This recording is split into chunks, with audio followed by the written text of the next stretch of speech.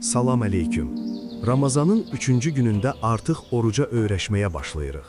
Bugün çox mühüm bir mövzuya toxunacağıq. Şükür. Adətən biz nemətləri itirəndə onların dəyərini anlayırıq. Amma oruc bizə suyun, bir tikə çörəyin nə qədər böyük bir lütf olduğunu hər gün xatırladır. Gəlin görək, Yaradan bizə şükür haqqında nə deyir? Günün ayəsi, artımın düsturu, Rəbbiniz bildirmişdi. Əgər şükür etsəniz, sizə olan neymətimi mütləq artıraram. İbrahim 7. Açıqlama.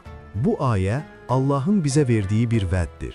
Əgər həyatında nəyinsə artmasını istəyirsənsə, istər ruzi olsun, istər huzur, istərsə də sevgi, onun şükrünü əda etməlisən. Şükür sadəcə çox şükür demək deyil, verilən neyməti Allahın razı qalacağı şəkildə istifadə etməkdir.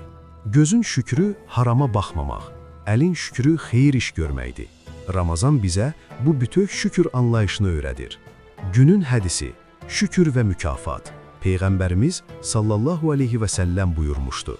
Yeyib şükür edən, neymətin qədrini bilən kimsə, səbr edərək oruc tutan kimsə kimidir. Açıqlama. Bu hədis çox ümidvericidir. Dinimiz bizə öyrədir ki, bəzən neymətin içində olub ona ürəkdən şükür etmək, çətinliyə dözmək qədər savab qazandırır.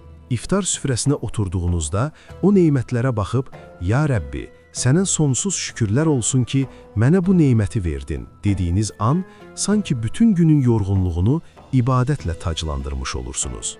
Günün duası, Allahım, bizi neymətin içindəykən səni unudanlardan deyil, hər nəfəsdə sənə şükür edənlərdən eylə.